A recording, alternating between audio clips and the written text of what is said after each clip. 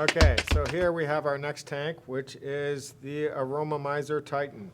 It is actually the biggest RDTA you can get. Here's the box. The box comes with lots of O-rings, extra glass, and two different sizes of glass. 28 mil plus a spare, 18 milliliter plus a spare, and all kinds of O-rings, and the little chimneys that come with it. Here it is. This is your cloud chucker. This is the biggest RDTA you're going to get.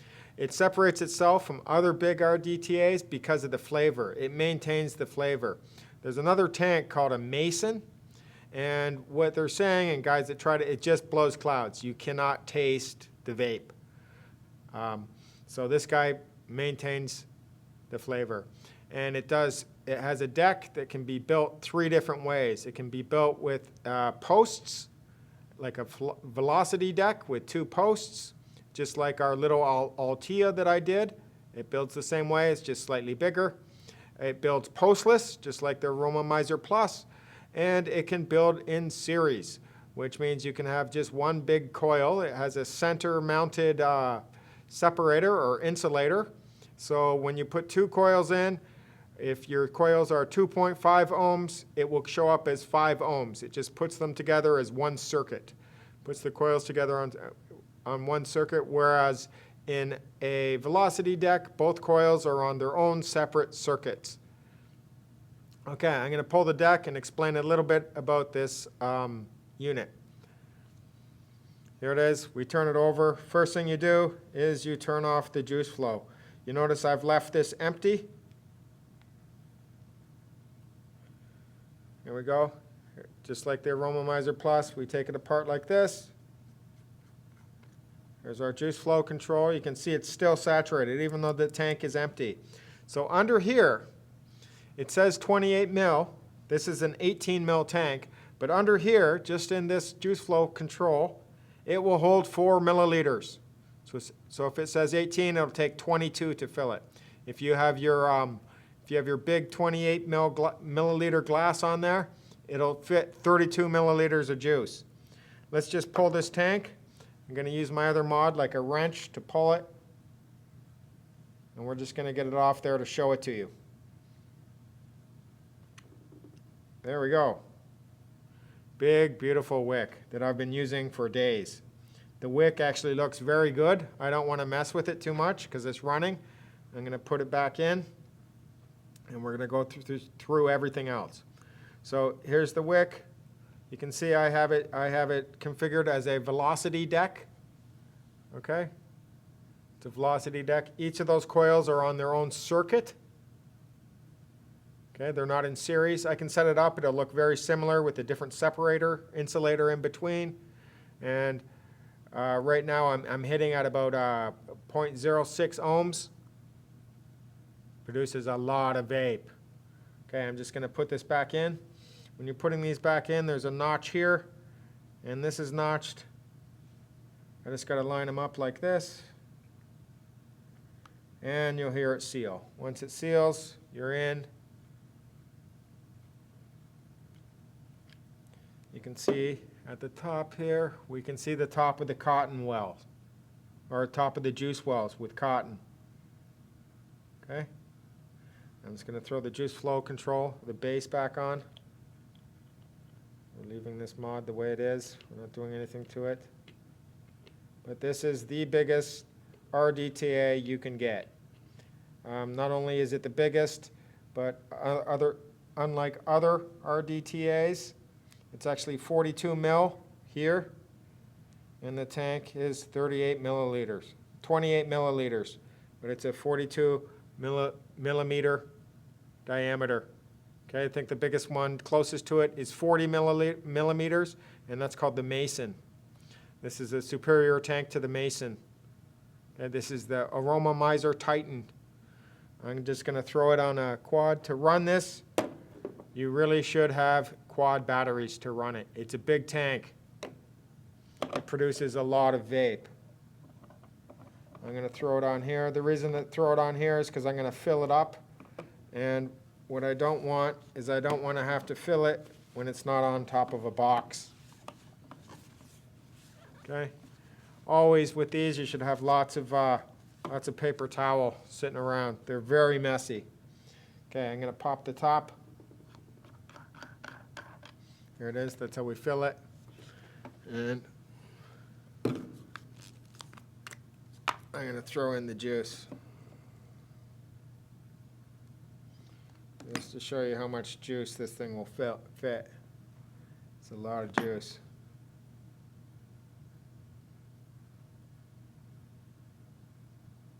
There we are. She's full. That's a lot of juice, man. You could vape that for, it'll take me a day to go through that much juice. If I'm vaping a lot, I might fill this little tank up twice. And when I say little tank, I mean 18 milliliters. That's bigger than most tanks, and this is the little tank. Okay, now I'm gonna pop open the juice flow here, which is actually already open. Okay, pop it open, and this is how we're gonna see if it leaks. We're gonna know if it's leaking, which I know it's not leaking, but we did pop the deck. Might leak. To check if it's leaking, very simple. You purge it. I'm going to purge it. You won't be able to see it on the camera. What I'm going to do is I'm going to leave the juice flow open. And up through here, I'm going to blow through here to see if there's any juice in the chimney.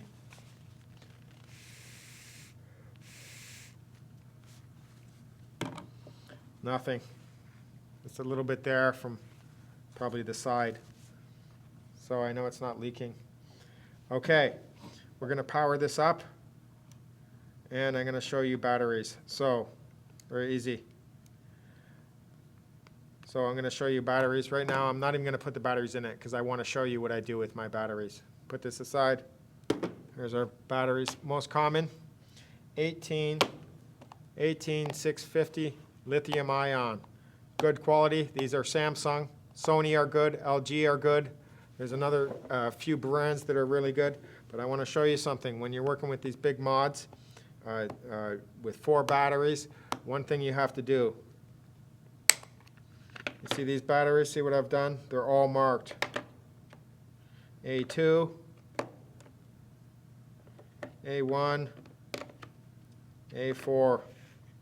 They're all numbered, and they're in the same series. A is the series, and then we got the 4. Okay? Because when I drain these on that big quad mod with 4 batteries, I want them to drain evenly. Okay? I want them to drain evenly, and I want them to charge evenly. These batteries aren't dangerous, but they can be dangerous if you don't take care of them. You see this plastic case? Do not travel with these without a plastic case. If you drop one, you better inspect it. If it's dented, I wouldn't use it. There could be something wrong with the lithium ion inside. Okay? I did drop one. I scratched it, like here. All I did was take another piece of tape and put it over there because it will expose the metal. You don't want to expose the metal. That's what this pink wrapper is. Leave it on. If it gets damaged, you got to cover it again or not use it until you can cover it. These things can be dangerous, but if you take care of them, they're not dangerous. Okay, so I'll show you my other set. Oh, I think what they call them when you mark them like this and then you number them, they call that a married set, which means you always use that set together. I won't take one from this set and one from this set and put it into my dual battery. I won't. I'll just leave it. Here's my other set. I've marked them the same way. I'll just flip them over so you can see them. Okay.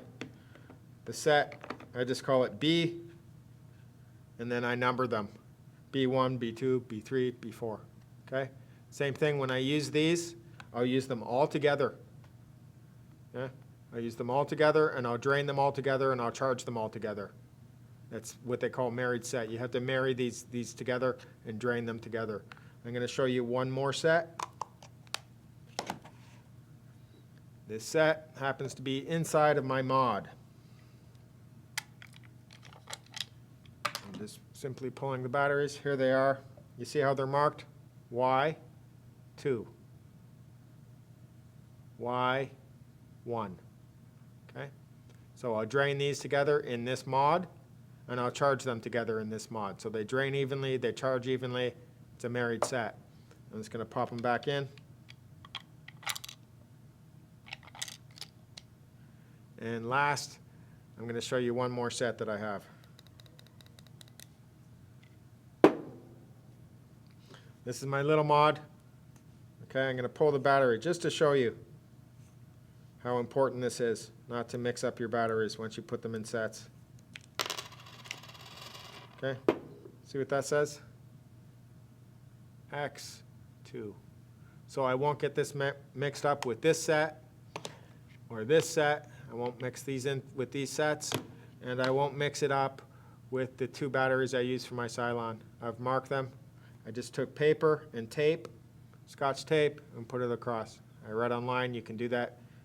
It'll actually give it more insulation. So, and if, like I said, if you scratch them or something, and you can see the metal underneath, you must tape over it. There's also battery covers you can get for these. Anywhere you buy these batteries, they'll probably sell the battery covers as well. Okay, I'm just going to pop this back in.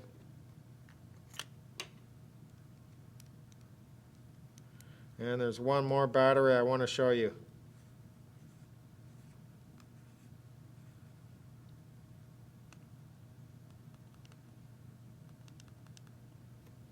Turn that off.